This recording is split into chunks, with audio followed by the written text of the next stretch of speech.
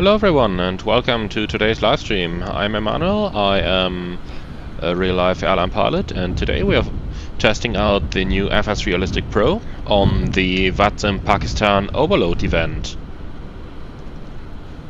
So, this is actually an area that I have not really flown in before, so it's going to be quite interesting over here.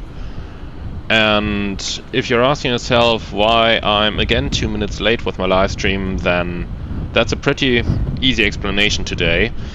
I have just literally an hour or two ago received delivery of my new virtual reality headset, and I couldn't resist trying that out.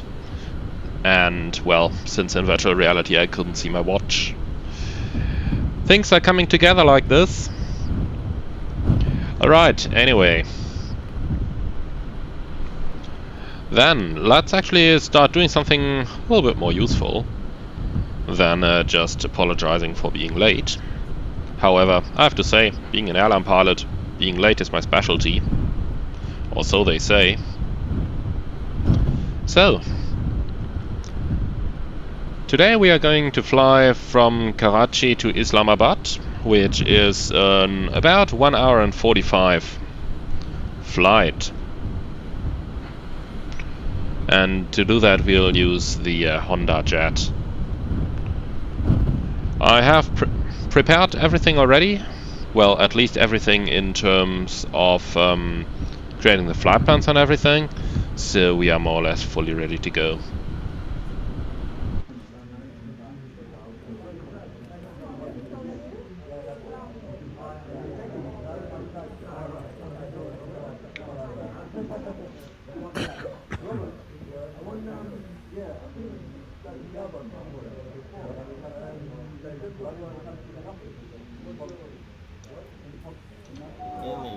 The HondaJet you'll probably know already from previous videos, and it's still a really nice private jet. And I can tell you, especially if you're using virtual reality, this is a good one.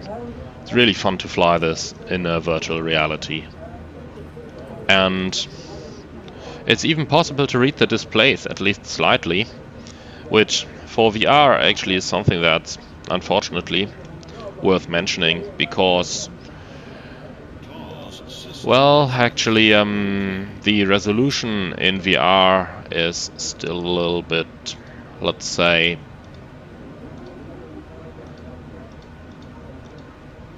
it could just be a little bit better. So, regarding the fuel, how much are we actually supposed to take? 3.4, and that includes diversion, etc. So, what's the weather gonna be like over at our destination? Oh, we actually got a little bit of weather over there. 310 at 20, gust 40, thunderstorms. Forecast. Oh boy, so I have apparently chosen the right place to go, have I? Anyway, we gotta do this now, so let's take some extra fuel. Then our alternate Peshawar, sorry if I mispronounced this, is good, so we'll actually take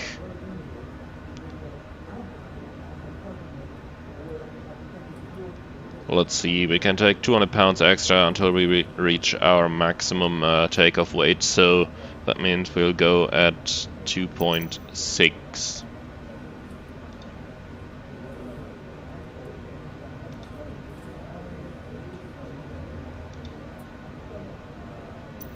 We'll have to fill this up.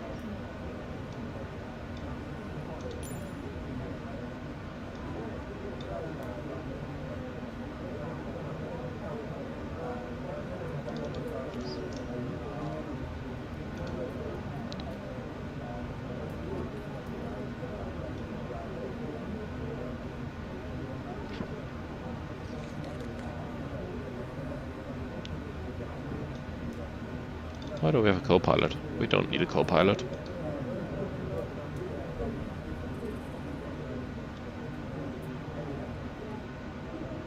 Okay, we can go slightly above the weight since we'll be burning some fuel on the taxi out. So that's what it's going to be, 2.5. It's not too much extra fuel, but it's sufficient for our operation today.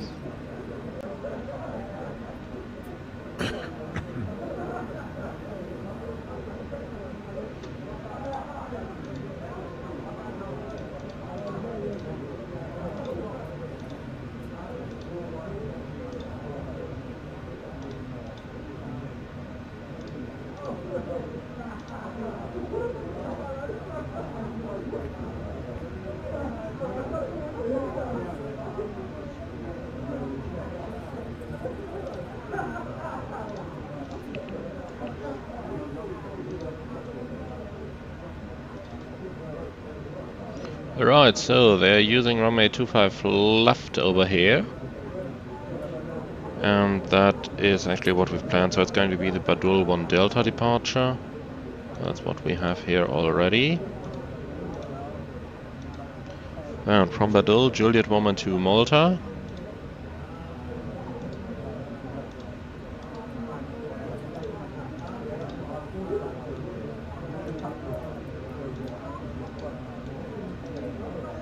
Then on Juliet 142 Martin.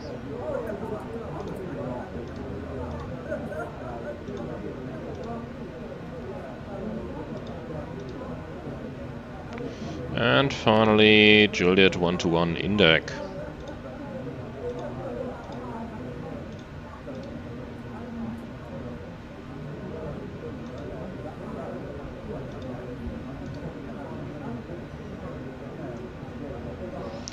All right.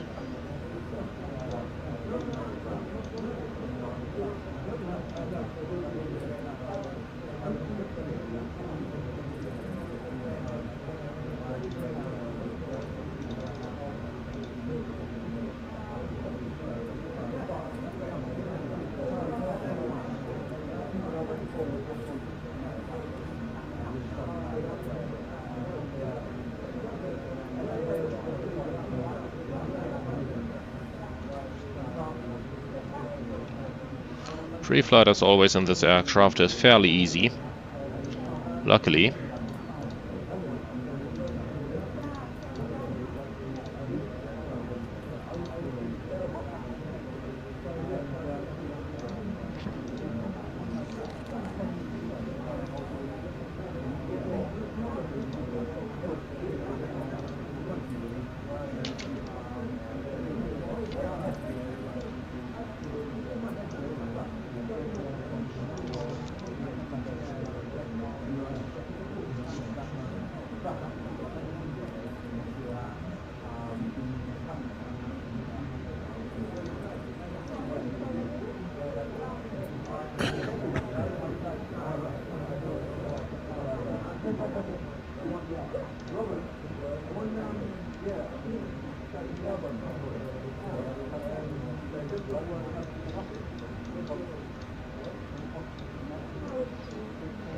So, Badul 1 Delta departure, transition altitude 3000, so pretty low over here. MSA 3700 and 2600.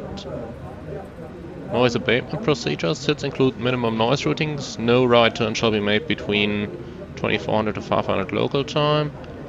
Commensurate with safety, aircraft are required to use engine thrust settings which generate minimum noise climb up to 1500 AGL. Okay.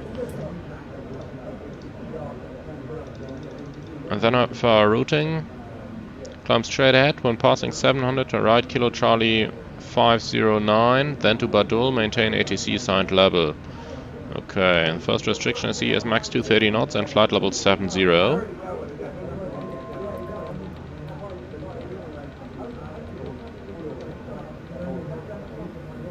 So we'll take just this. Okay. That should pretty much be all we need.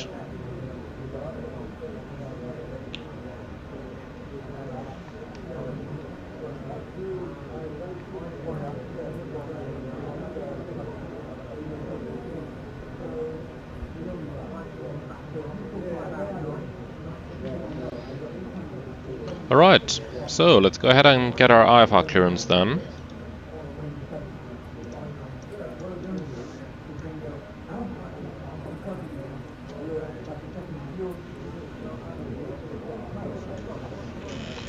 Or at least we'll do that in a second, because prior to that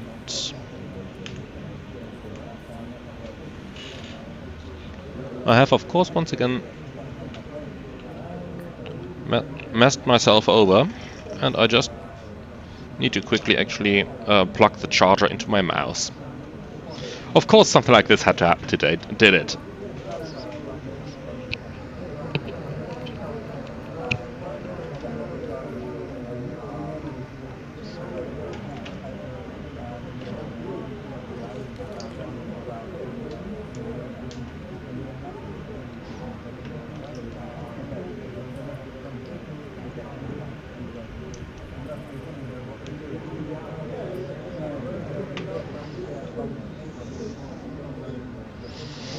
Alright, answering some questions there. So, Grandwood is asking, thanks for all the great videos, still trying to perfect the autoland on the 737. But I think I realized it was a VREF issue, just bought this Honda and will be diving into your videos for it next. Yeah, the autoland in the PMDG 737 is currently not perfect. The issue is that since software update 9 in MFS, the glide slopes basically are lost at about 150 feet. So PMDG just has to make something up below that, and therefore it's pretty much impossible to do an actual realistic autoland at the moment with any add-on. Now, most developers have found their way around that, but nonetheless this is far from perfect for now. There's definitely improvement possible.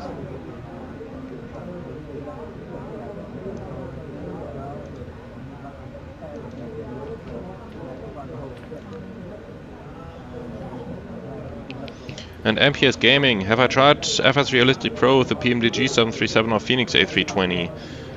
Apparently I saw yesterday on YouTube streamers some cockpit functions stopped working sometimes with FSRealisticPro. To be honest, I have not tried them yet. So far I've only tried it with smaller aircraft. I think the HondaJet is the biggest. And Philip, hello. Best wishes to Poland.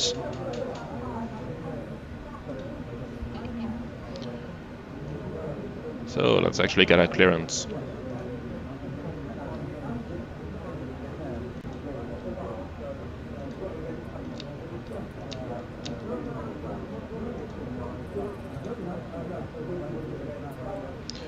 What is the call sign again of the controller over here?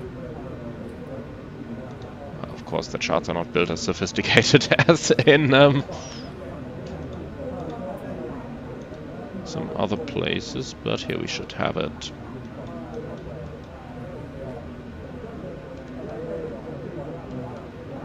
Karachi Tower, okay. Karachi Tower, good evening, Jedi 4 to Hotel, information Alpha, request clearance to Islamabad.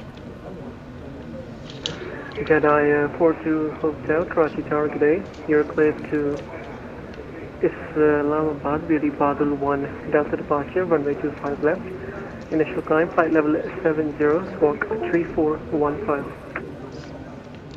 Jedi 4 to Hotel is cleared to Islamabad via the Badem 1 Delta departure, runway 25 left, initial climb flight level 70, squawk 3415.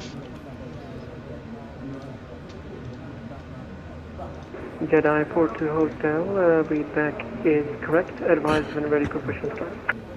Jedi 4 to Hotel, Wilco. Okay. So, Badem 1 Delta is in, flight level 70. And the squawk 3415.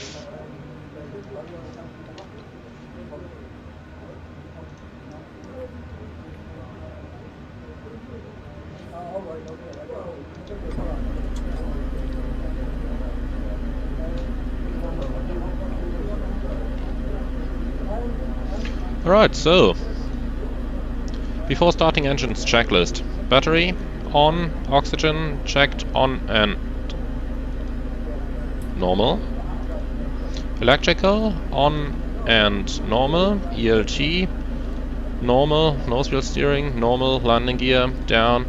Alternate gear release handle stowed. Park and brake set. Flaps up. Thrust levers cut off. Speed brake retracted. Actually, give me one moment. I'll quickly have to go to the options. And just reselect a new profile on my TCA, because I had still set it to fly the aircraft with a prop axis assigned rather than a speed brake. Alright, ice protection, normal and off, fuel panel, normal, trim panel. Okay, it's checked. Now it's set and normal. Windshield heat panel, normal. Pneumatic panel, normal. Glare shield panel. It's dark, chime, normal, and avionics initialization is complete. Before start, engines checklist complete.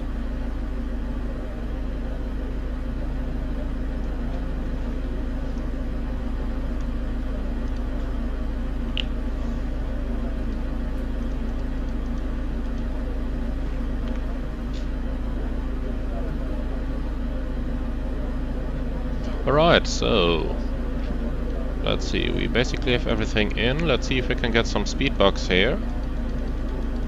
No. Sometimes the jet still seems to have an issue. But we're at max takeoff weight. We are well familiar with those speeds by now. 110, 115, 120. We'll turn them all on. Okay. Then we'll climb out at 130.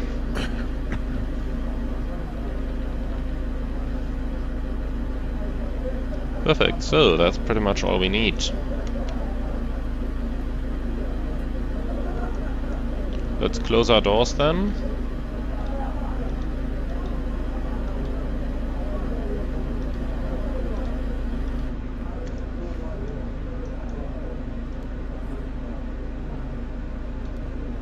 So that's all doors closed except the external power, but that one can go as well.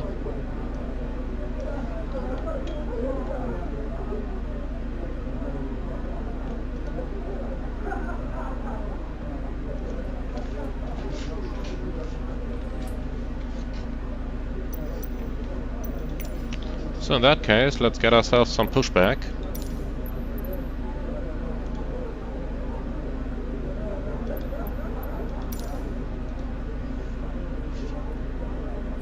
Cockpit to ground. Go ahead, flight deck. We will be ready shortly. Understood.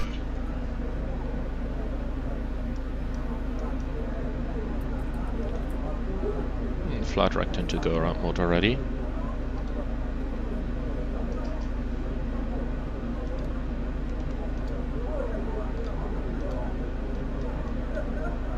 So this is pretty much all we need. They are connecting the tug, very good.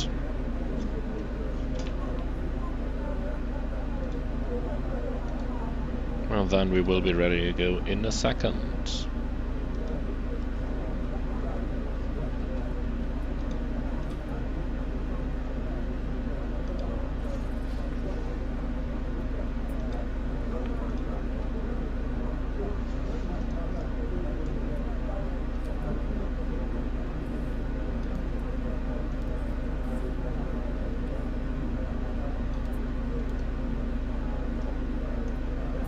Jedi 4 to Hotel, request pushback and startup. Jedi 4 to Hotel, push and start is approved, facing east on Echo. Push and start approved, face east on Echo, Jedi 4 to Hotel. Okay, start engines checklist. Passenger briefing, complete, rudder pedals adjusted, seats and seatbelts adjusted and secure, doors closed, park and brake set. CAS messages, what do we have there? That's all related to the engine still being shut down. Reviewed. Electrical voltage 23.5 minimum, we're at 24.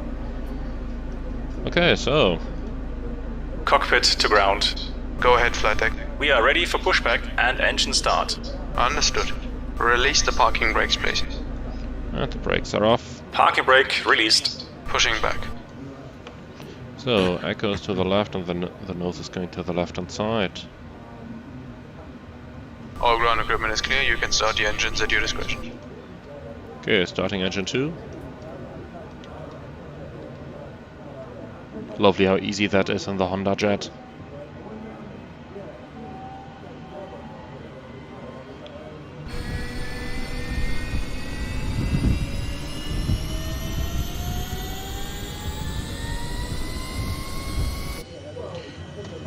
This is such an easy and such a comforting airplane to fly. It's really, really fun. And you see how quickly the departure preparations can go in this one, right?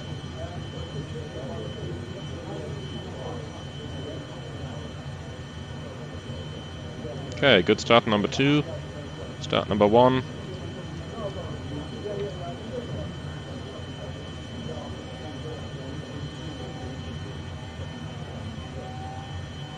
Oops, wrong direction. Here we go. I'll just stop the pushback over here because according to the charts we're almost on the runway. According to the scenery we're not, so it might be scenery mismatch here with the chart with the real life position. The push is complete, please set the brakes. Parking brakes set. Understood. Okay, so the ground equipment is removed and the pin is out. Okay, so complete the checklist. From down here, and I see you on the right hand side with the pin. Instruments Thanks. are checked. And you can disconnect Engine and go to hand anti-ice off. signals. External Thanks, power have a good flight, disconnected and and we'll flight see you later. controls. Let's go for those. Up, down, left, right, left, right. Flight controls free and correct. Starting engines complete and before taxi checks. Wing anti-ice off, transponder code in, flight ID confirmed, flight plan enter, navigation source set, altimeters 1001 set, flaps set for takeoff, speed brake, checked and retracted, cabin signs, we can actually turn those on.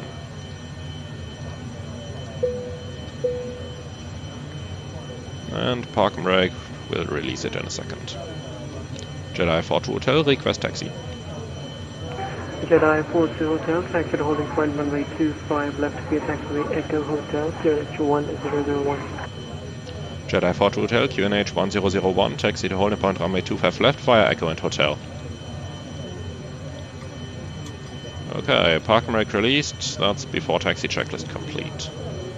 Let's go!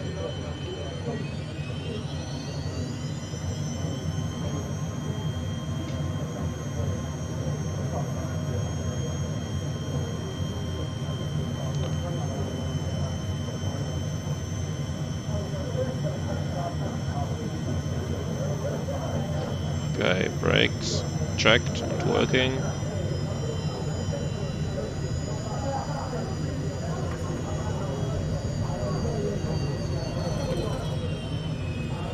So, taxi checklist. Brakes checked, nose wheel steering checked, flight instruments checked, taxi checklist complete.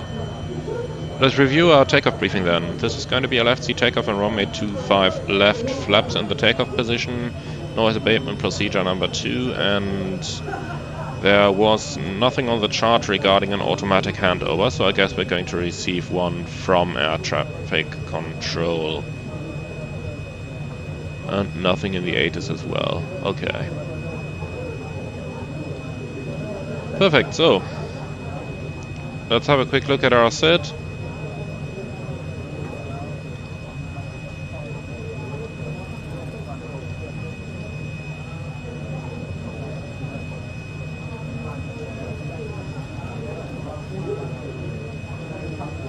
Here you go, our SID is taken straight out to 700 feet and then it's a right hand turn out towards our first waypoint. Climbing in flight level 70, contact departure when advised by ATC. Any questions? No questions, perfect.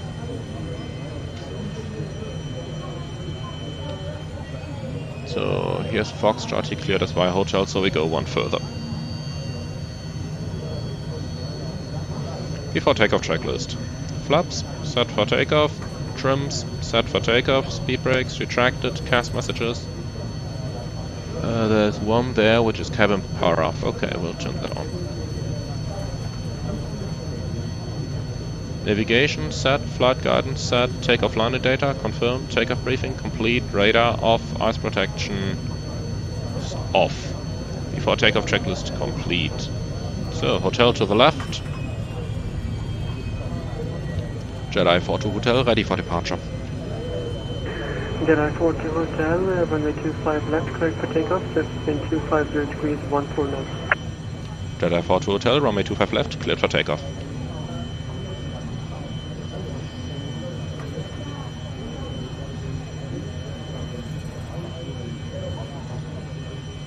Okay, transponder is on. That's pretty much all we need.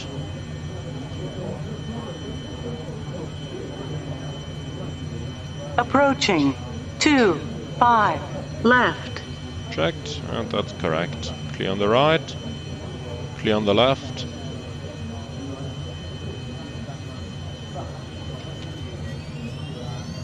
On Takeoff. runway 25 left. Set takeoff thrust.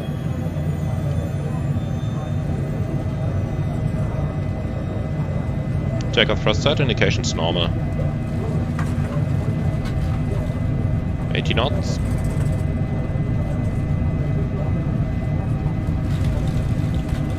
B1. Rotate.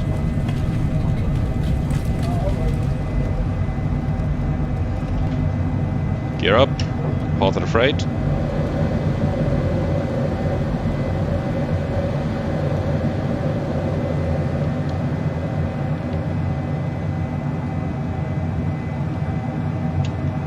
We're at 700 feet, starting the right turn.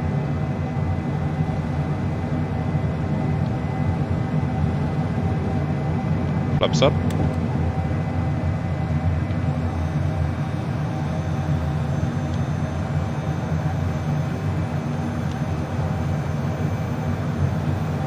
Jedi 42 Hotel, contact Karachi Center on 126.5. 126.5, Jedi 42 Hotel.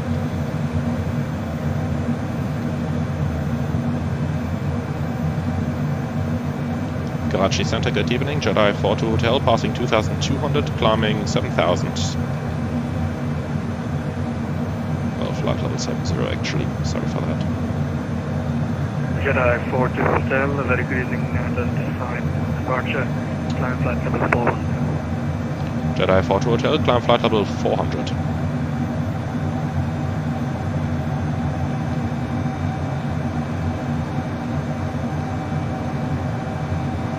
Okay, this is going a little bit easier than I would have expected.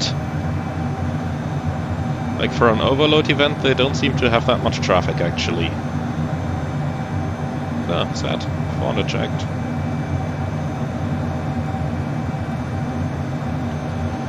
Then we're in nav, we're in level change with 210 knots. Let's put the autopilot on and after takeoff checklist. Landing gear. Up, yaw damper, engaged, flaps, up. Thrust levers, max continuous, flight guidance set, ice protection off, cabin signs on. After takeoff checklist complete.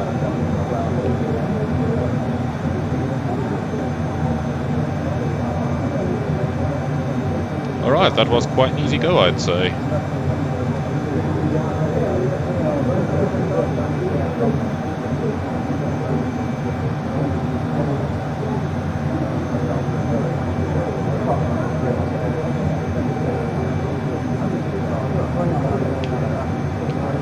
Jedi 42 Hotel request.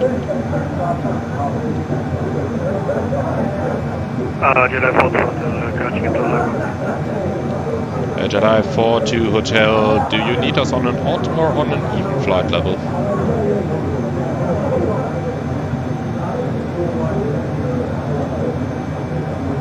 Mean times at standard. Karachi control, Assalamu alaikum, airplane 207 with US flight level 340. Airplane 207, control, welcome sir. Decide on radar, flight level 340. And Jedi 42 Hotel, flight level 410 or flight level 300. Jedi 42 Hotel, thank you, request 410. Roger, 410, correction time, maintain flight level 410. Jedi 42, Roger, expect flight level 410 and climbing now, flight level 400. Okay, so, passing 10,000, let's do the climb checklist. Pressurization, it's 4.1, climbing, set. And altimeters, standard 3 times.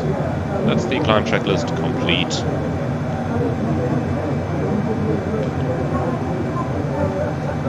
Okay, I was just a little bit confused here since we're definitely flying eastbound and he cleared us to level 400, but it will probably have some reasoning behind it then. With most FIRs that I'm used to flying through, they might clear to level 300 or something like that. And you'll go to level 300 and then they hand you off to a higher sector, but it seems a little strange to me that they are clearing us to level 400 because they will hardly have another higher center above level 400. But I'm sure it'll have some sort of reasoning behind it, so let's just go ahead and do what they have cleared us to.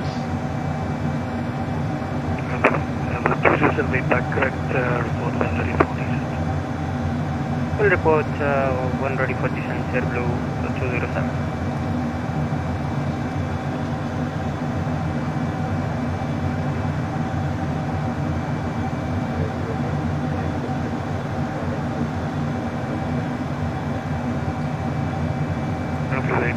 Approved report.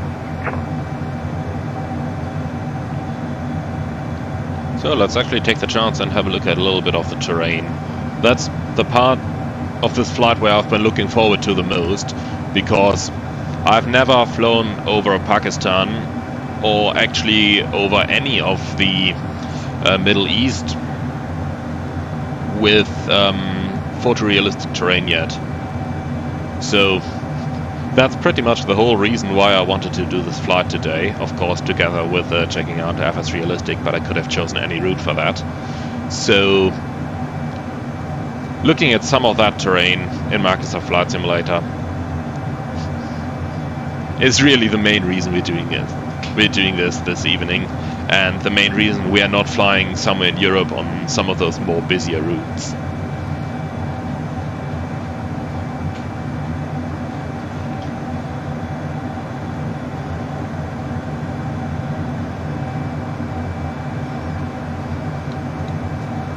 And of course it's interesting to operate the HondaJet in a hot environment as well.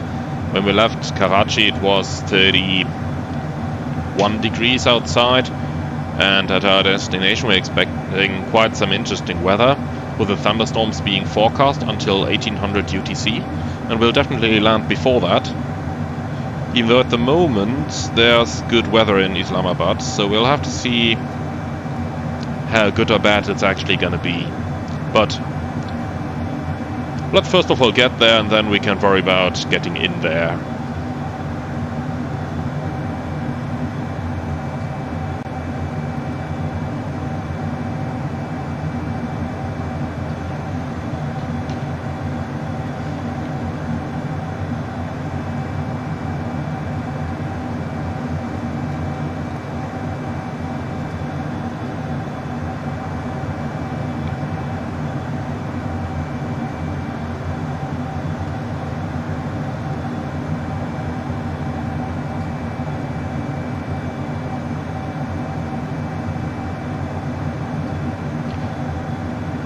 Do we actually have any local in the comments over here? Do we have any local Pakistani currently watching this stream?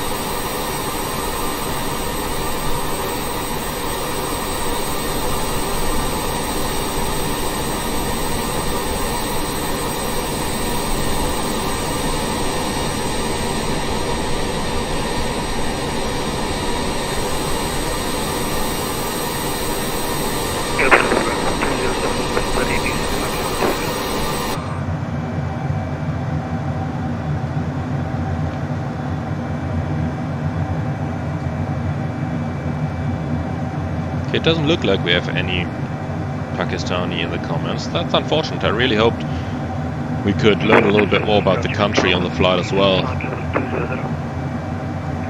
Descending flight level 220, April 207. April 207, negative, land ready. Descend flight level 200. We are ready to descend April 207. Roger, descend flight level 200. Descend flight level 220, April 207. April 207, 200, 200.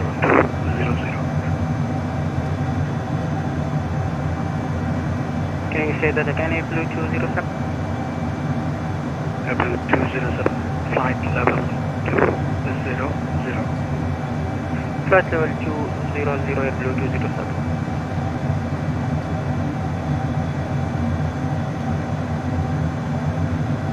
Okay, it doesn't look like we have anybody local in the comments. That's unfortunate. Anyway, Tyler is asking in the 737, what's the purpose of the cost index? Well, the purpose of the cost index is to minimize the total operating cost for the airline. And since flying faster usually uses a little bit more fuel, and then you have your most optimal cruise speed, and below that you're once again using more fuel, but also more time. You basically have the choice between going fast, going the optimal speed, or going slow. So the cost index is now used to determine which speed you are going. Jedi 42 Hotel 10, left heading 010. Heading.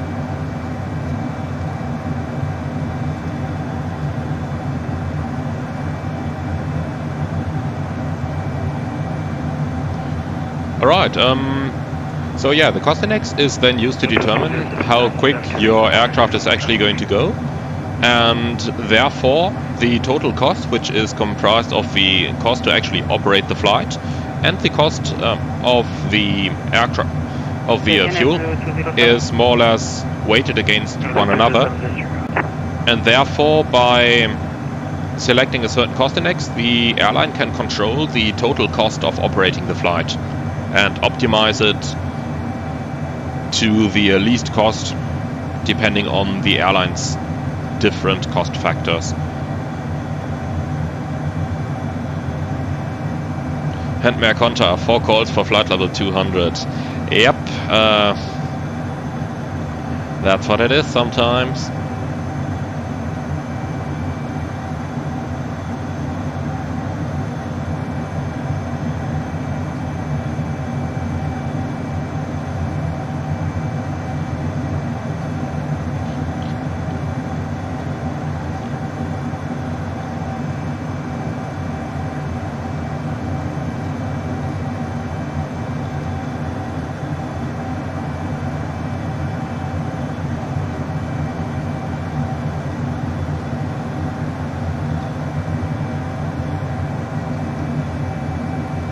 Times.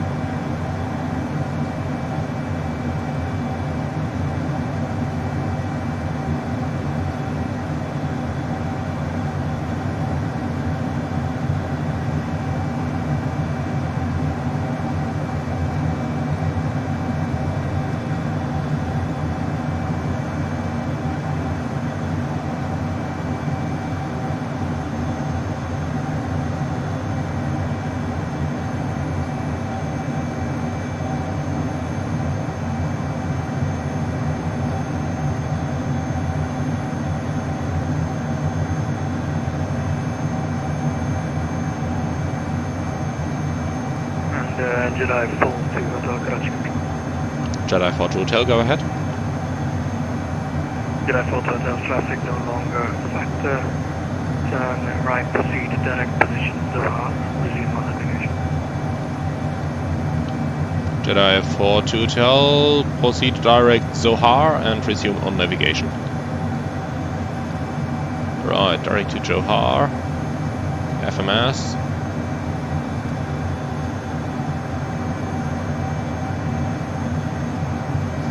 You would not have needed to call me prior to giving me that instruction.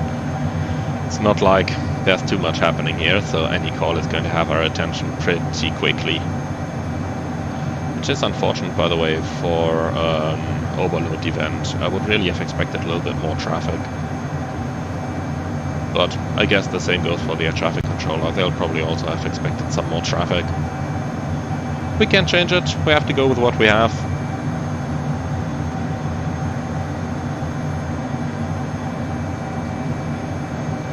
So, transitioning to the concept Mach climb over here. The climb speed schedule for the HondaJet is 210 knots, indicated converting into Mach 0.57. And then once you're in cruise, you can accelerate up to your cruising speed.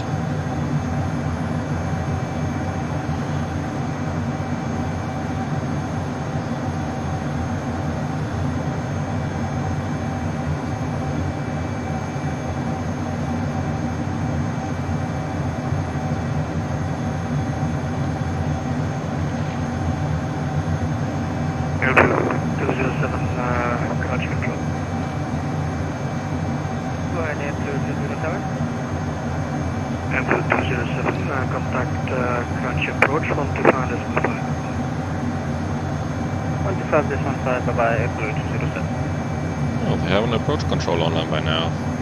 They didn't have him when we departed, but well.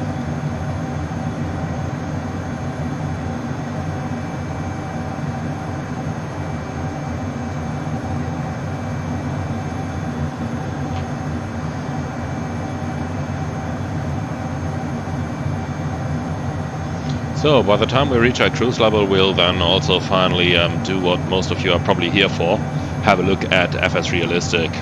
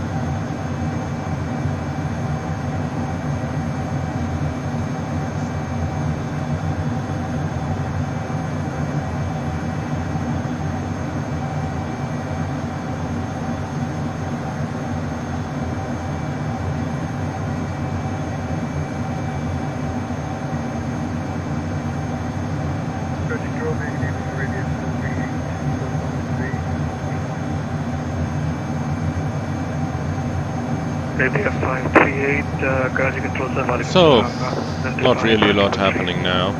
But that's the nice thing about the HondaJet, isn't it? Like, you set it up once, and then it's just flying.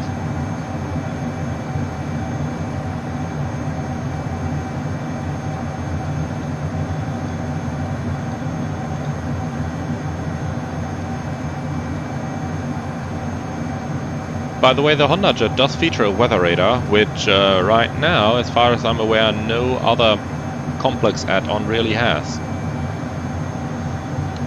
Well, except for the fly-by-wire A320, and except for the working title CJ4. So I have to slightly correct myself there.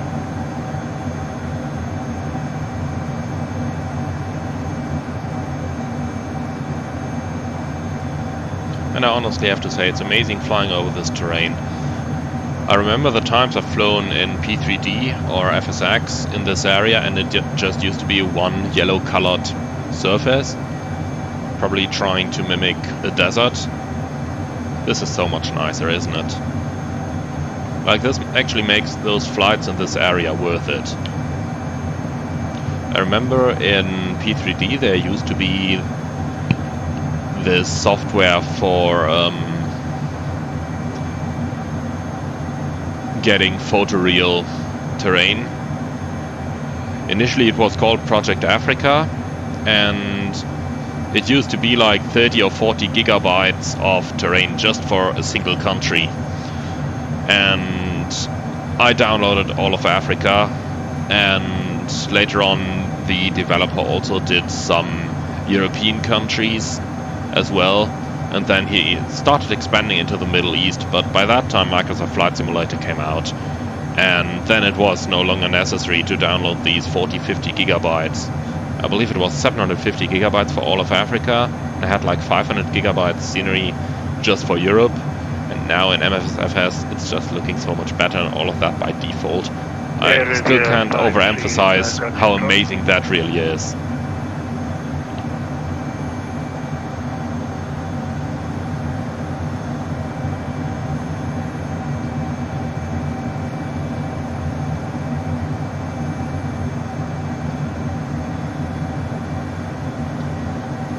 Arabia 538 to Karachi control.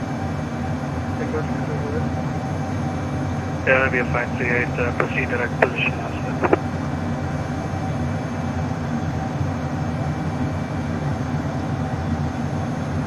Position Arabia 538.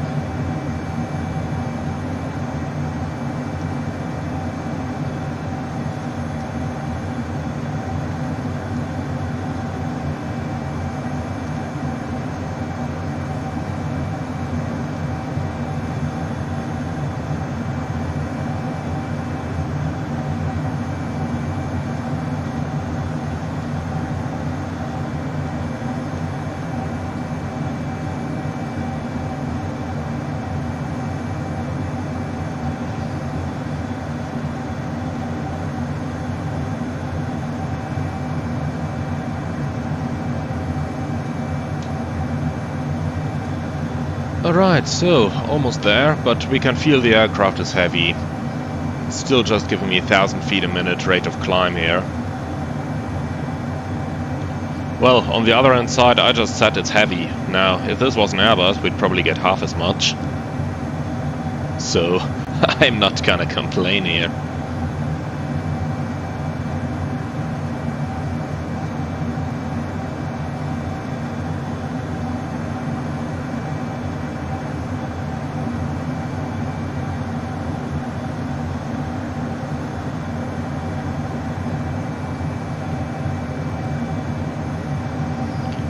So, from the comments there, hope my co-pilot isn't gonna keep sneezing today. Yeah, I definitely hope so as well, but we'll see how good or not this company here is making their pilots go to work sick, right? We'll have to see about that, But once we've reached cruise level, we'll actually start looking into the once we've reached cruise level, we'll start looking into some of those FS realistic options, and we'll go a little bit over the manual as well, trying to figure out some of the more optimal settings. I've had some messages with the developer today, and initially I told him, hey, when I'm flying your add-on, there are some nice sound effects, there are some nice landing effects, but I don't really notice it too much. And he said, yes, that's because it's just supposed to feel natural. And therefore, if you're used to seeing how these things work naturally in real life, then you are going to notice it more on a subconscious level than actually on a conscious level. So what he recommended is just fly for 7 days with FS Realistic, get used to it, and then turn it off, and see how big the difference is. So that's exactly what I'm doing now. I'll do a couple of flights, both in the jets, going up to high levels, as well as in some smaller aircraft, remaining at the low levels. And then we'll see how it's actually going to be like.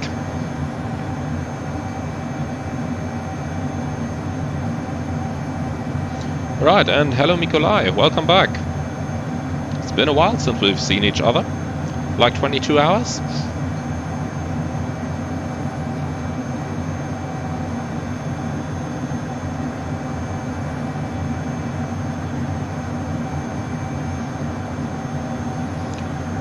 Alright, we're about to level off at 400. We're still standing by for the climb to level 410 later on, but we'll see how air traffic control is going to give us that climb or not. Anyway, now that we're leveling off, tomorrow I'm going to do another live stream, and that's going to be from Düsseldorf to Berlin on a VATSIM event. That is definitely going to be a little bit more busy than this one. So, my question to you is, which aircraft would you like me to fly in that one? Jedi Photo, they'll confirm you on a climb to your final level. A Jedi 4 to hotel, negative. For now we only have our clearance to level 400, but we are standing by for flight level 410. And Jedi Photo, Roger, and how many miles do you expect for flight level 410? We can accept the climb right now, and it's going to take approximately 6 miles. 6 miles, Roger.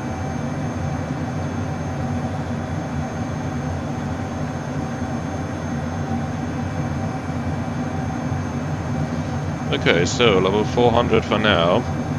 It would have been nice if he actually told us whether we should maintain 400 or continue the climb now, because for now he has not set climb level 410 yet.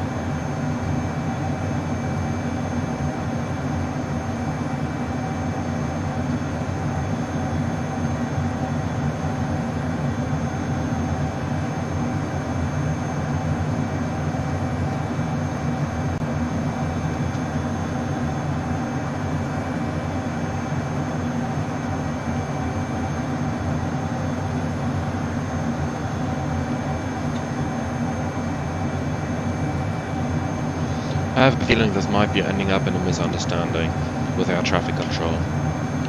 Jedi 4 to hotel, just confirm we are still clear to maintain flight level 400. Affirmative, and we can request the climb whenever you want. Roger.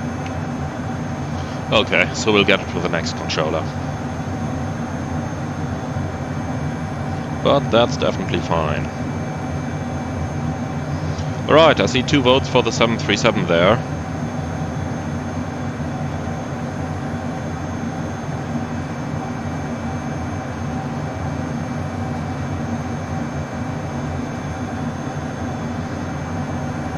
And Muhammad, sorry, I hope I'm pronouncing it correctly. We have several different pronunciations of your name in Germany. So Muhammad, I have flown the 777 only in P3D, not in MSFS, and definitely not in real life. Even though it is an aircraft that I would like to try out in real life, but we don't have too many 777s flying here in Germany, so that's why it's not quite an option at the moment.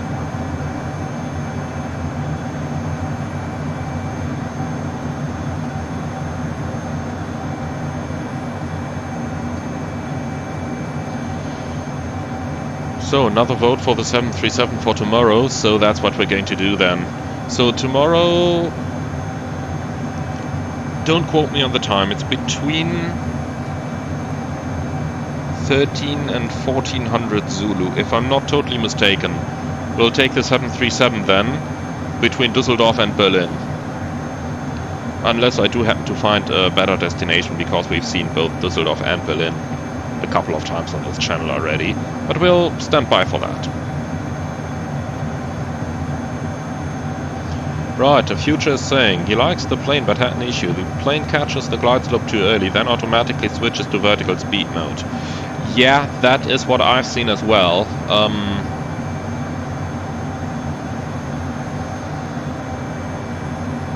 The approach mode does need quite some time to capture, and you need to be careful when you are actually activating the modes. So what I'm doing at the moment in the HondaJet is to fly it close to the localizer and the glide slope, and only then when I'm close by the actual loc and GS, only then I engage my approach mode and capture the path. And it does take a little while to establish itself, but eventually it gets there and then flies the ILS. That's something that the developer has acknowledged and that the developer is working on updating. Mohammed is asking, in real life, do I get a choice between what aircraft I want to fly? Well, yes and no, but it's more no than yes. So when basically, first of all, you've got to find an airline that flies the type in question if you really want to go for a certain aircraft type. So you've got to find an airline that flies the type. Then of course you've got to get that job.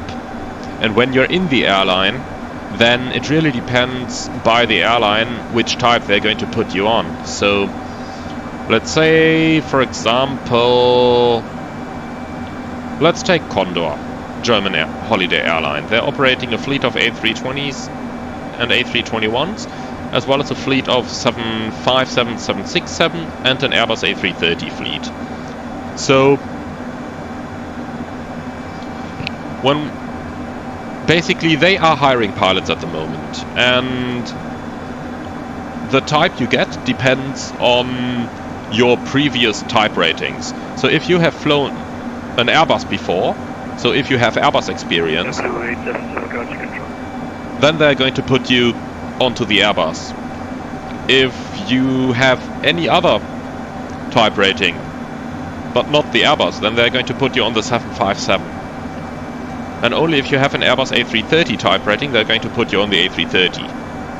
And then later on, once you're employed, you can of course request which type you want to fly on, but you don't get to actually decide when they transfer you to the type in question. So that's really up to the airline what they're going to put you on. Of course, most airlines are eventually trying to accommodate their pilots' requests because they want to keep their pilots happy. But it is rather unlikely that you're going to get immediately what you want. In some cases, people are standing by for 10 years to get the type they want. But we honestly have to say, pilots don't request flying a certain aircraft type because they want to fly that aircraft type. That's not how it works. The way it works is pilots request an aircraft type because it is associated, for example, with the change of the base where they are. So let's say you are based in Frankfurt, but you would rather be in Düsseldorf.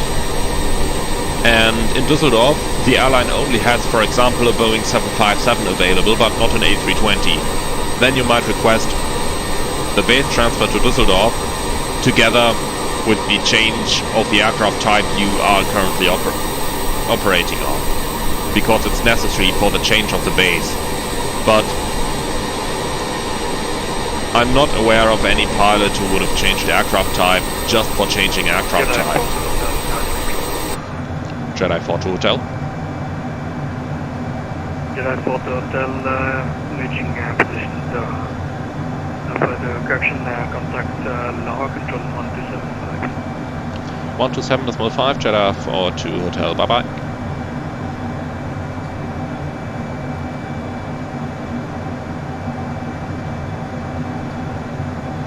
Lahore control, Salam Alaikum, Jedi 4 to Hotel, flight level 400, inbound Zohar, requesting flight level 410.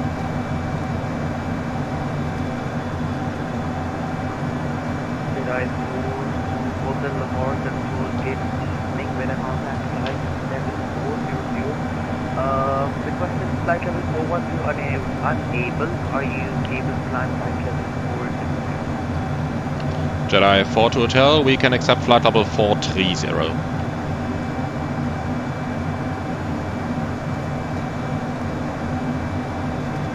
Let's see if he knows the RVSM requirements, because 420 is not an available flight level. Above 410, separation is done in 2,000 foot increments, which means that the next higher level above 410 is 430. And since 410 is an odd level, you have to fly even number. You can fly there we go. 420 or maintain 400. At Jedi 4-1 Hotel, just for confirmation, the reduced vertical separation minimum airspace ends at flight level 410, so the next higher level above that is always going to be odd, regardless of the direction you're flying. So the next even level above 410 is actually 430, and the next odd level 450, and so on. That's why we are requesting level 430 if available. Alright, sir, Sierra 42 Hotel, courtesy climb flight level 430. Thank you very much. Climb flight level 430, Jedi 42 Hotel. Set. 430 checked. Level change. MCT is set. 178 to report copy. Ready to copy your arrival here. Back to level 57. Sorry, to Mach point 57. So this is actually something that many air traffic controllers on VATSIM are not aware of. The RVSM airspace ends at flight level 410. Thereafter, separation has to be applied within 2,000 foot increments. So the next higher level available above 410 is 430, as I've just explained to the controller. But since ATC on VATSIM rarely sees any aircraft that's actually capable of climbing above 410, that's why hardly any VATSIM controller actually knows about this. Roger, sir. Direct and take it.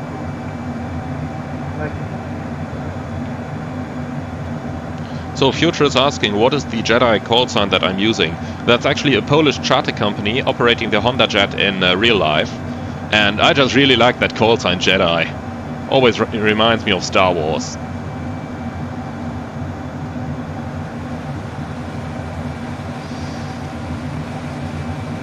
And it is a Polish charter company. They're operating a couple business jets, maybe 10 aircraft or something like that.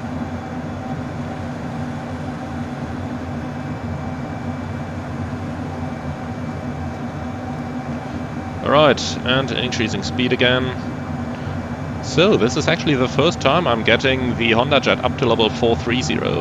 I've never had the opportunity before. I mean, the Earth is not looking that different compared to level 410. But nonetheless, it's nice to get it up here for once.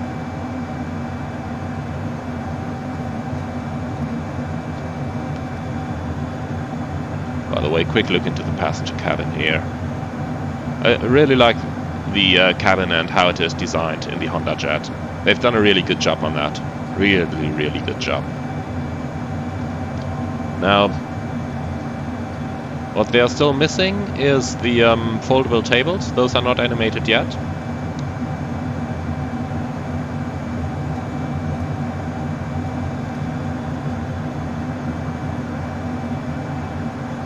So, and Future is asking in the comments, so just to clarify, level 430 is even and 450 is odd. Is that the same for the United States? Yes, it is. It's the same for everywhere in the world.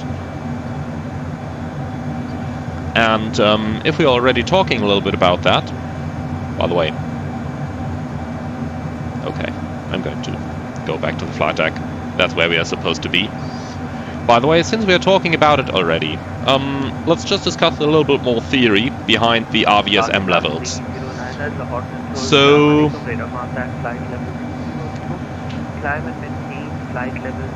normally, the conventional airspace where you can apply 1,000 foot separation between aircraft ends at flight level 290.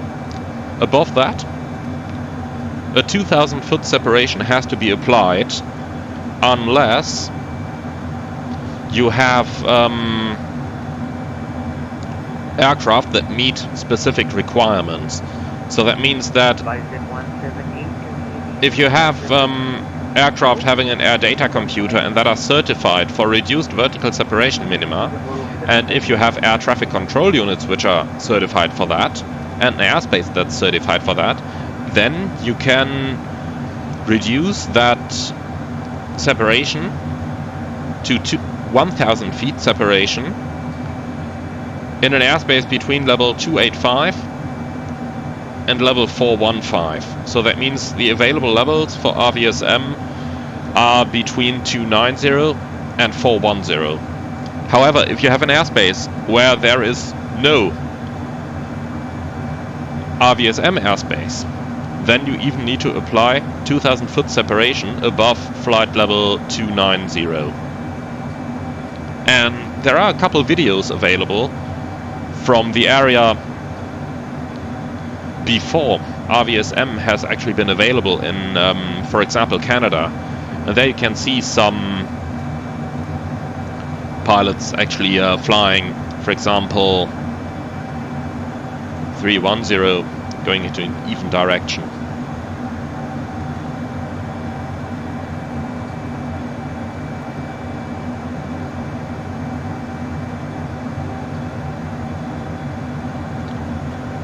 So Mohammed is asking, can you get free training for a pilot's course? Because where he's been, they cost a lot of money, like £7,500 for a private pilot license.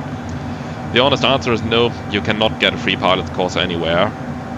And unfortunately it just is as expensive.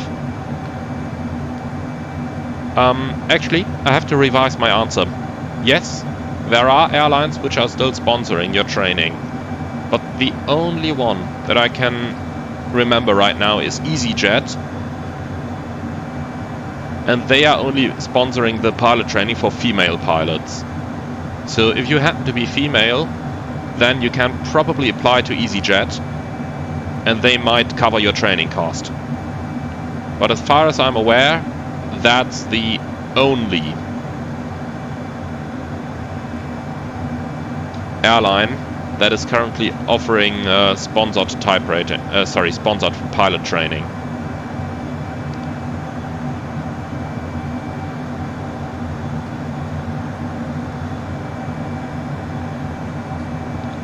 Nikolai is asking, have I ever been to Poland? Yes, I have.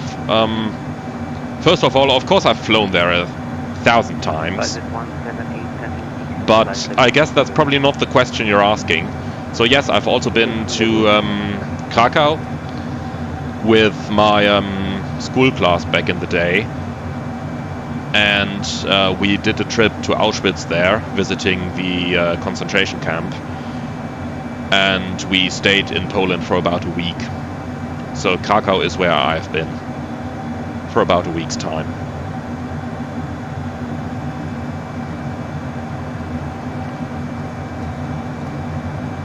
Well, and Mohammed is saying that it's racist that EasyJet is only paying for ladies for the pilot training. Well, I'm afraid that's what we have to live with. These things are just not going to change.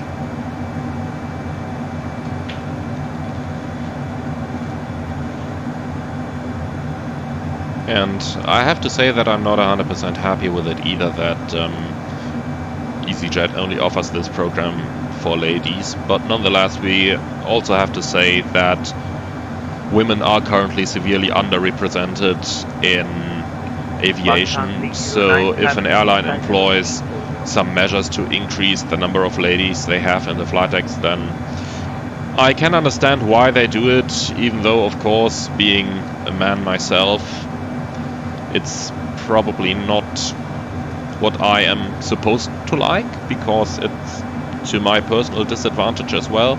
But nonetheless, on the other hand side, I don't have a right that an airline is paying my flight training either. So if the airline decides that they want to sponsor only females, then well, I have to be happy for any female who actually gets this opportunity, because I have to say that ladies are underrepresented in the aviation industry. So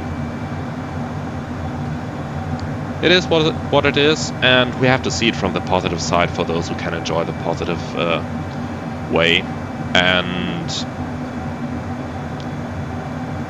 we just have to see it from the positive side rather than the negative side. Of course, you can always say that there's something bad in it for somebody, but in the end, I'd rather have them pay somebody's flight training than pay nobody's flight training, right?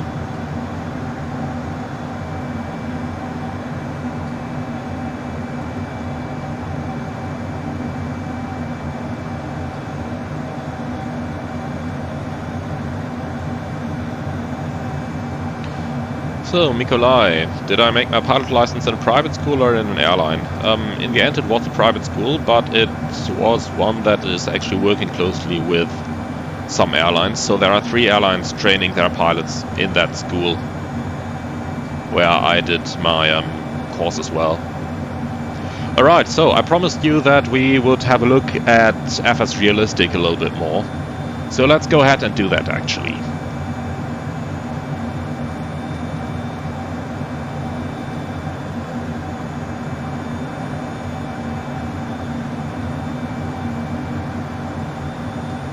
SpiceJet 178 and descent, flight level 180.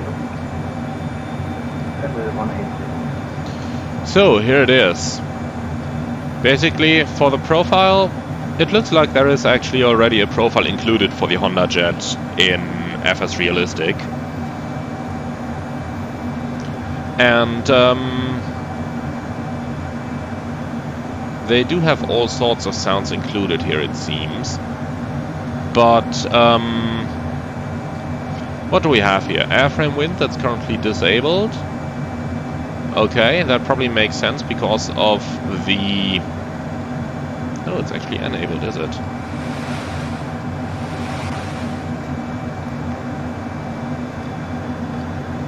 Yeah, it is. Right, we'll keep it as it is then. Auto speed brake, well, we don't have an auto speed brake function in this aircraft, so it's probably not of a great use here, and we can just disable it. What do we have? Blade slapping. Well, we don't have a helicopter, so that's off, naturally. So, brakes. In some aircraft, when brakes are applied, a slight squeaking sound may occur. And that's actually enabled.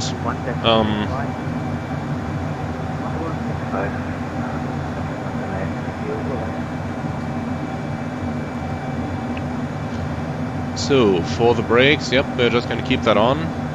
Breathing. Even when we sit still, our body is moving slightly due to the fact that we are breathing.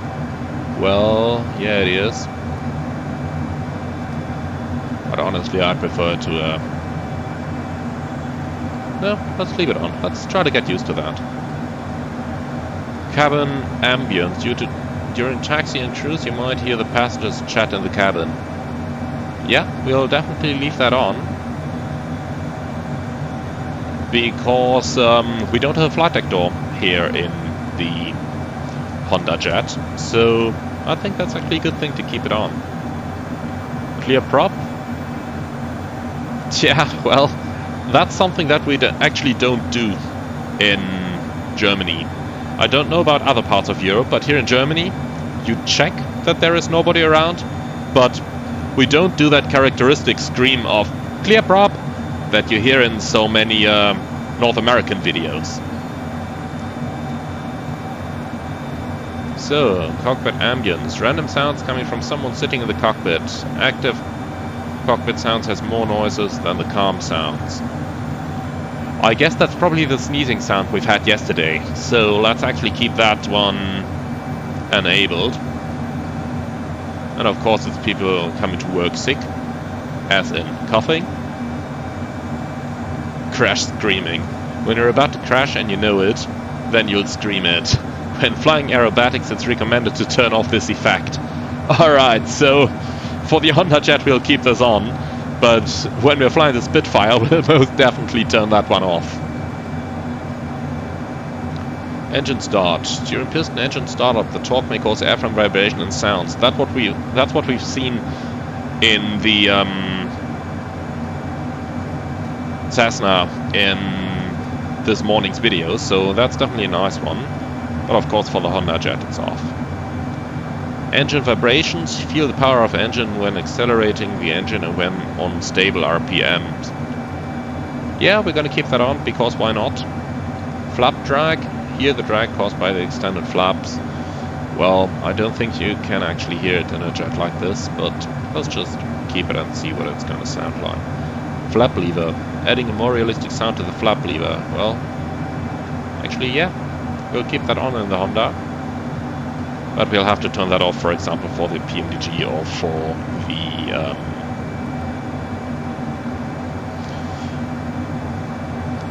the Phoenix. So what's this? Flap stress. When overspeeding VFE, maximum flaps extended speed, airframe vibrations may be heard. Yeah, that's a good idea, we'll keep that. Float splash doesn't apply to this aircraft. G-forces. Adding movement to the pilot's body caused by constantly changing G-forces. Horizontal acceleration and tilt are in development pending SDK support. Yeah, that's good. Gear drag. Airframe vibrations and drag noises coming from the extended gear. We're going to keep those.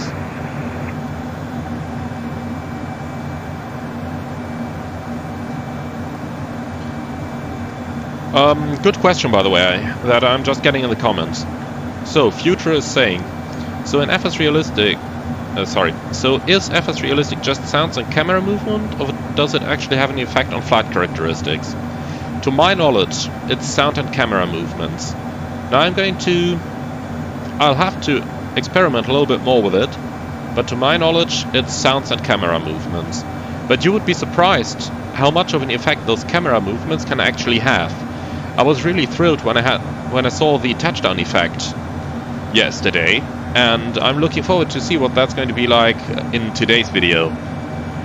So this can actually have a big effect on you that you would not normally get to see.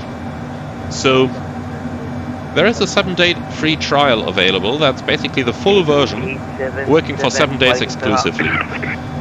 So if you have any doubt about what this add-on is about, I can really recommend you to try this out. So, ground effect. That's during ground effect the aircraft engine noise is reflected back by the runway surface. Never heard that happen. I'm going to turn that off. Ground roll, add realistic taxi and runway rolling sounds to add to your realistic experience. Yeah, we'll keep it. Landing applause. Oh boy. Well, something that I'm probably never gonna hear anyway. So, we'll turn it on nonetheless. Most certainly when we fly an aircraft that does not have a flight deck door. So in the HondaJet here, we don't have a flight deck door. So you could probably actually hear the passengers if they were clapping by any chance.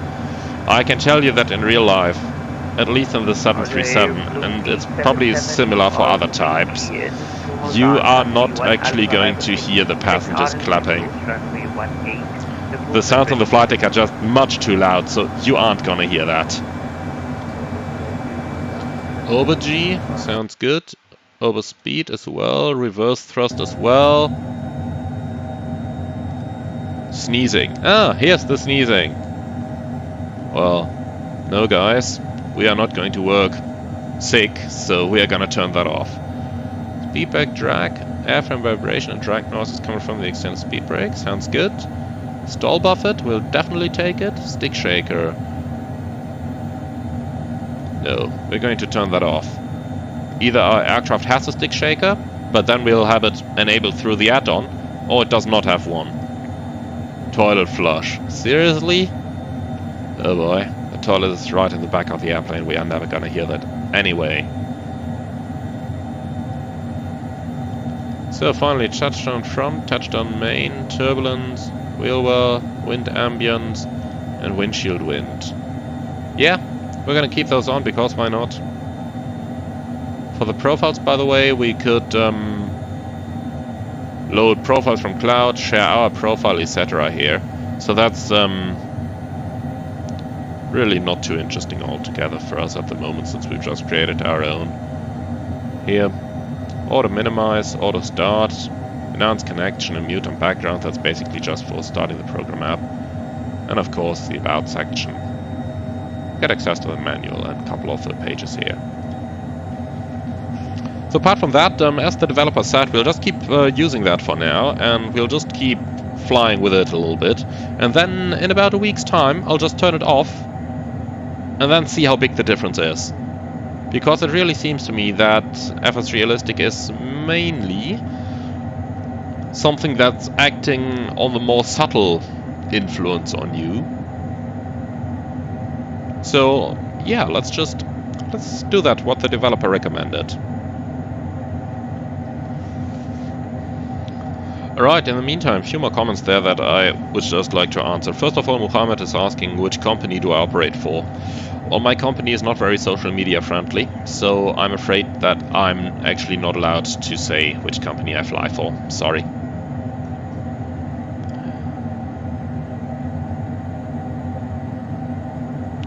So Mikolai is saying, quote, in my case, I'm feeling more safe when a male captain when male is captain, not female, because women think in some cases kind different than male and have less strength than female. End quote. I have to disagree with this, Mikolai. I've flown with a couple of ladies and they have all been exactly as good as all the male captains. So I definitely have to disagree with that statement. I think the ladies in the flight deck are just as good as the men. There's really no difference there. Of course, personalities vary and different characters vary, but really, for flying, it doesn't make a difference if you have a male or a female. At least that's my experience.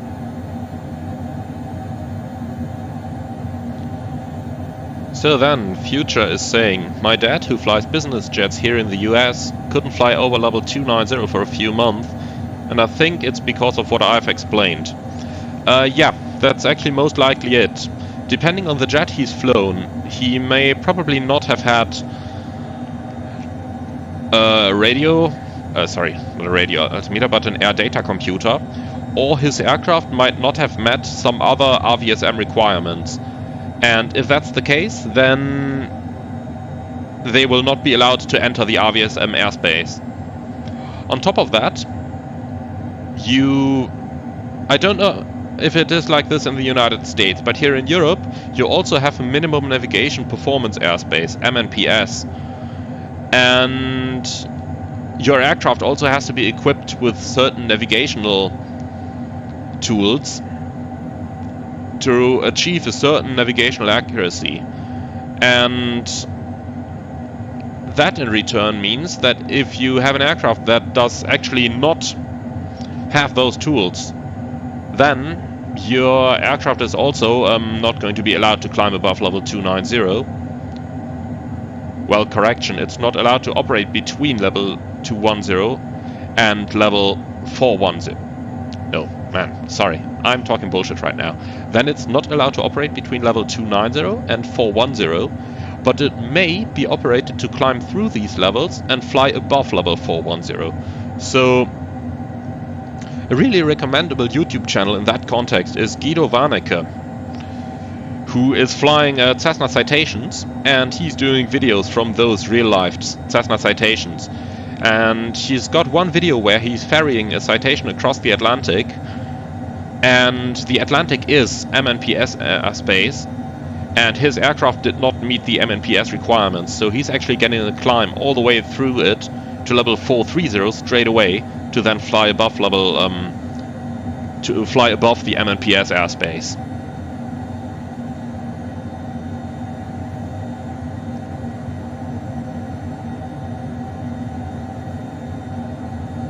So Tyler is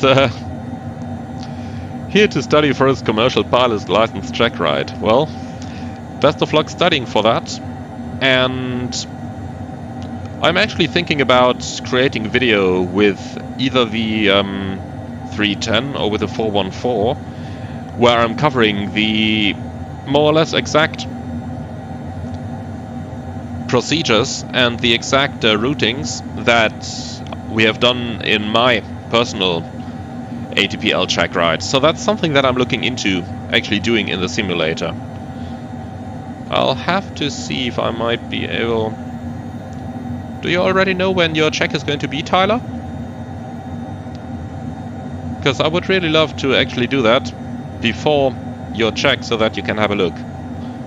But I have tomorrow off, but thereafter I'm flying for full 5 days on a late shift, so I will not be able to do that over the next week. Probably in the off days that are coming thereafter. But we'll have to see about that. But it's definitely something that I do want to do.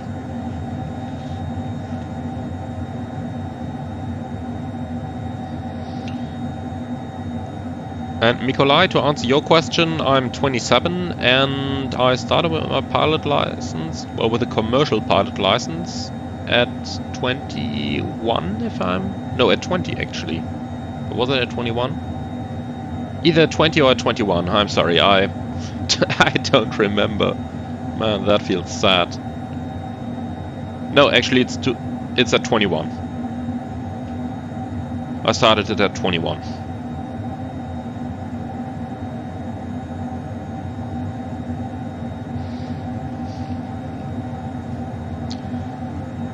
Right, so still have a couple of miles to fly, but nonetheless, let's start looking at our destination airport a little bit already.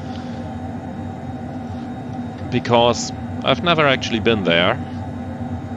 so I don't really know what we can expect.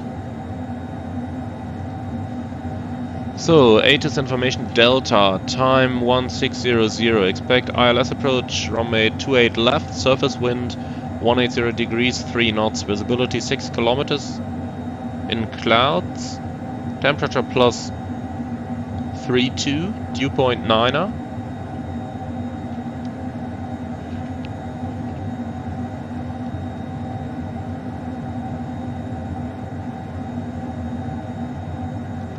Okay. Interesting, my V-pilot is telling me I'm receiving a transmission, but I'm not actually hearing anything. Stand by 1 second. Jedi 42 Hotel, radio check on 127.5.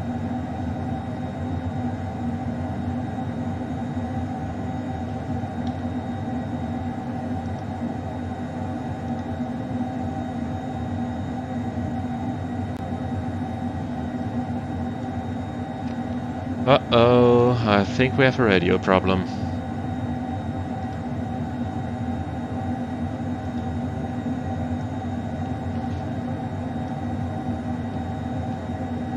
Jedi 42 Hotel, radio check on 127.5.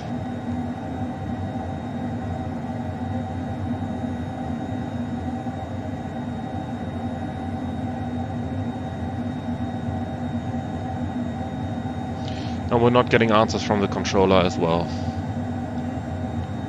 Right, well, disconnect, reconnect.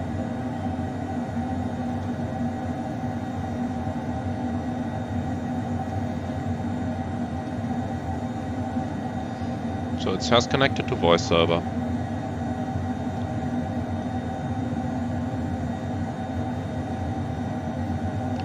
Jedi 42 Hotel, radio check on 127.5.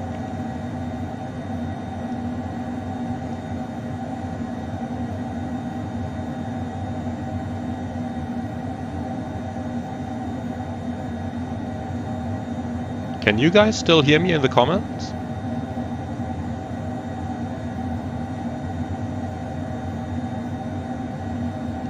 Jedi 42 Hotel, radio check.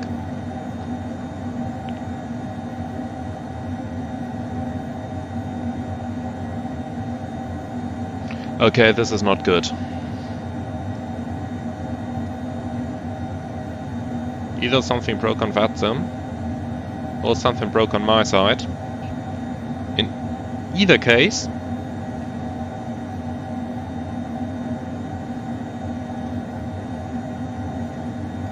so that V-pilot tells me it can still hear me. The devices are set correctly as well, and the push to talk is also set. So it's nothing on my side.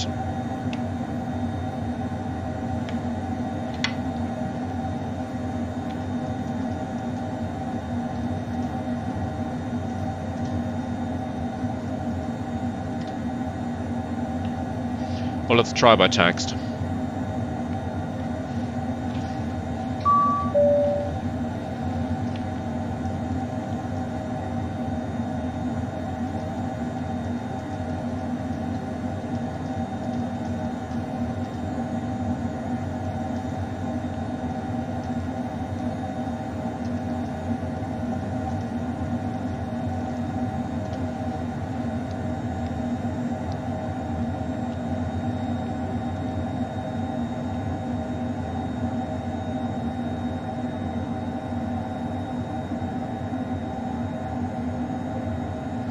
Yeah, MPS Gaming. I've also updated my V-pilot today, so maybe the new one actually has some bugs.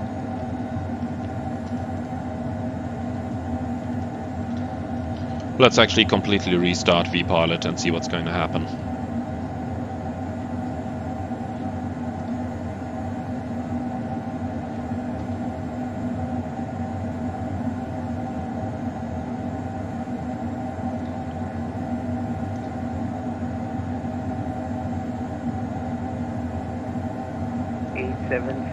Via transition. Okay, now we hear something again. RNP approach, runway 18. Descend via the profile report, established final report track. Affirmative, dead RNP approach, runway Jedi 42 Hotel, radio check on 127.5. Jedi 42 Hotel, do you read Lahore Control? Jedi 42 Hotel, read you 5x5, thank you. Okay, now it's working. So it was a vPilot restart that fixed it. But good to know that there seems to be a vPilot issue now. Because I would not know how I would have caused it.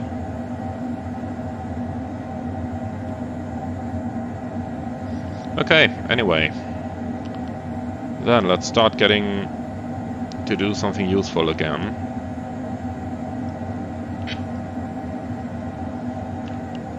So according to the ATIS, it's runway 18 in use at Islamabad. Sorry, runway 28 left. 28 left. What's our flight plan saying? Pakistan 721, report your Mach number. According to the flight plans, to it right, Index 1 Alpha. Let's see if that actually makes any sense.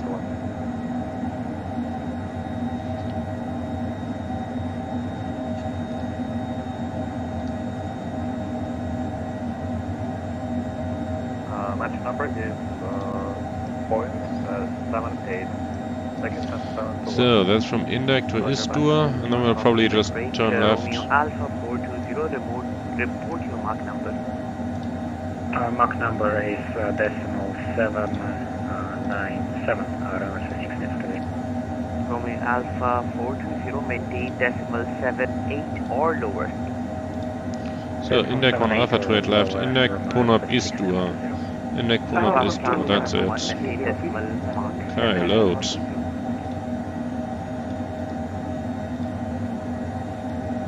So in here we have Index, Punab and Istur. Pakistan 721, maintain Mach decimal 78 or greater. Then we'll take the ILS 28 left. We'll just have to see if it's going to be the Yankee or the Zulu. Lahore Control Pakistan 303, 28 left actually. Yankee would look good, and the Zulu.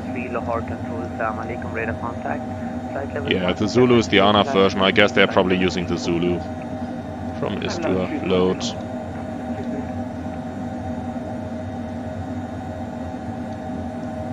Do we have any altitudes here? Istur at 6,000, max 220. Okay. So Istur at 6,000. We'll just insert it in here as well.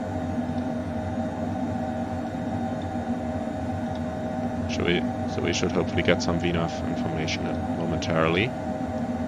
Yeah, top of descent in 18 minutes, very good. Right, apart from that, let's use the opportunity to actually start setting up for the approach.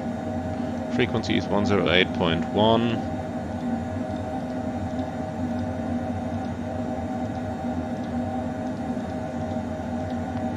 Both sides. The final approach check will be set automatically, and the minimum is going to be 1947. Alright, we can definitely do that.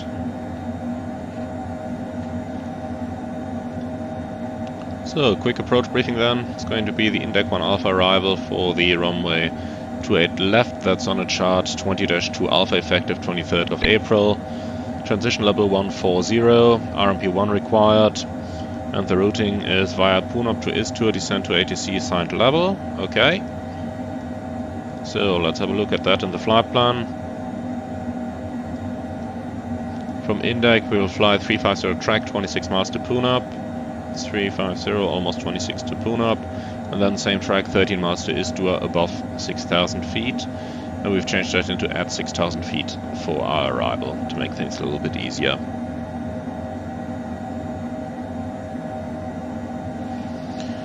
Alright, then from Istur we'll join the ILS Zulu approach.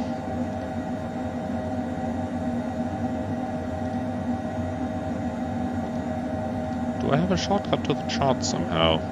Pakistan 904, contact Karachi control frequency 126.15. Yeah, this works, even though probably not the way it's designed to work. Pakistan 904. Doesn't matter, so Istur 6,000 and max 220 knots.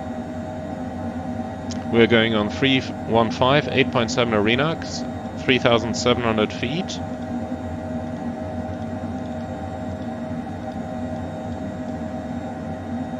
And it's mandatory to maintain 37 here until India Sierra 411. Okay. So 411 at 3,700 as well. Speed limits, I don't see any beyond Istur. Then we have New Islamabad VOR 114.6. We'll take that active in NAV2.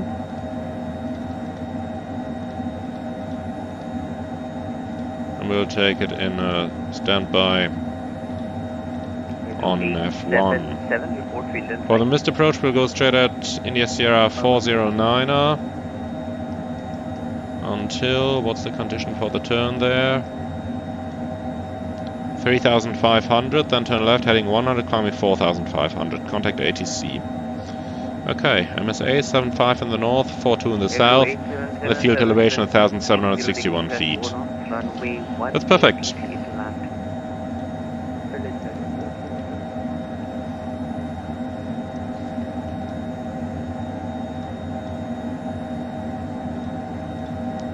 So let's prepare the taxi chart. Also maybe have a quick look into the airfield briefing here.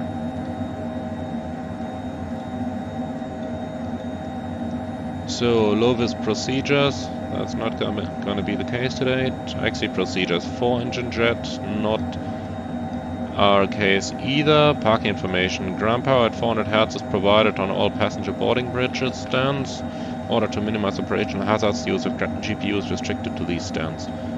Okay, so no... Jedi 42 Hotel, proceed direct index. Jedi 42 Hotel, direct index. Okay, that's nice. F877, thanks. Service wind 230 degrees at 4 knots, runway 18, clear to land. Index, direct to activate. That's quite a good shortcut here. Tower control, F150. Very happy you get that. 370. Air France 360 Lahore control gate, evening radar contact, flight level 370, proceed direct Romeo Kilo. Direct Romeo Kilo, F150. Emirates 183, flight level 220.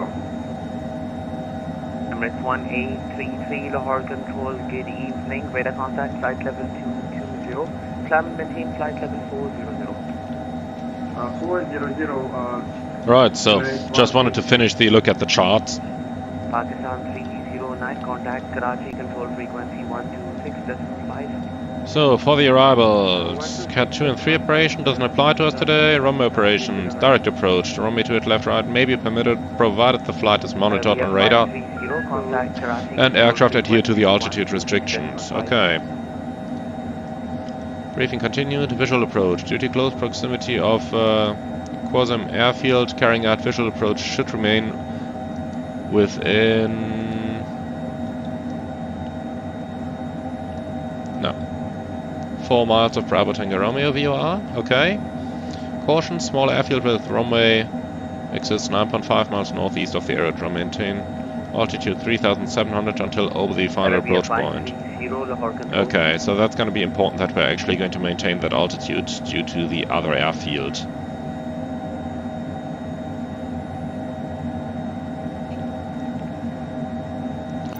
Apart from that, stand allocation, all stands are nose in, international scheduled arrival, okay, that doesn't apply to us.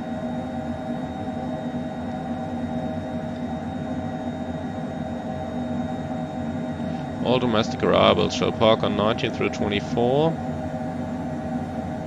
and otherwise on remote stands 25 through 28. Okay, so stand 25 through 28 is probably going to be for us then. Following standard taxi routes defined for arriving aircraft, okay.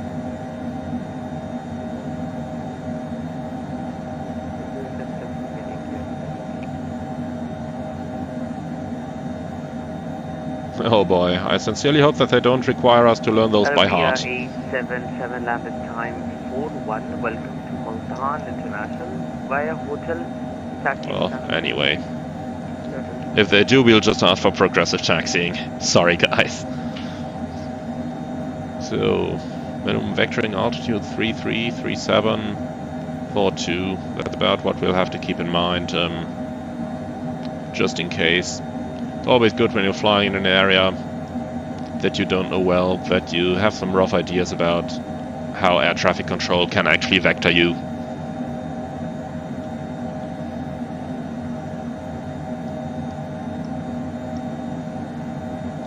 Apart from that, looking at the airport itself, we'll be landing on 28, so in this direction we'll probably vacate Delta, Charlie, and then to the main apron.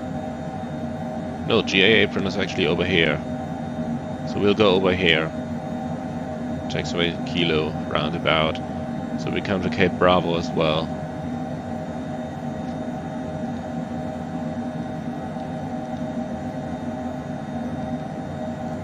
Yeah. So we'll be parking down here. That's actually making things quite a bit easier. And if they don't let us to the GA apron for whatever reason, then we can go up here, 25 through 28. So that's our two options. Always good to have those in mind.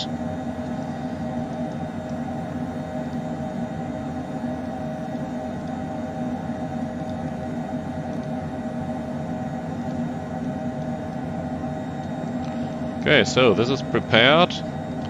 Then we'll take the other half here for the approach charts. For the start charts initially. Oh no, don't do it, don't do it, don't do it. Crash to desktop. Okay, I'm sorry guys, my simulator just crashed.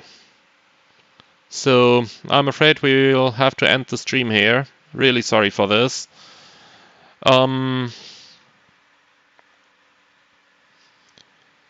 Yeah, I'm afraid that's all I can do, really.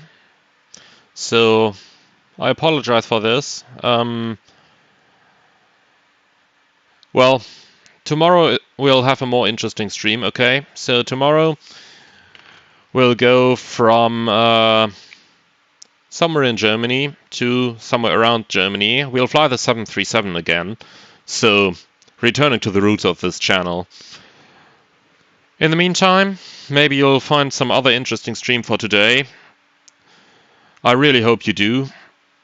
And I'm wishing you a great evening. Now, I thought a microsecond about probably creating a new stream on a new flight. But I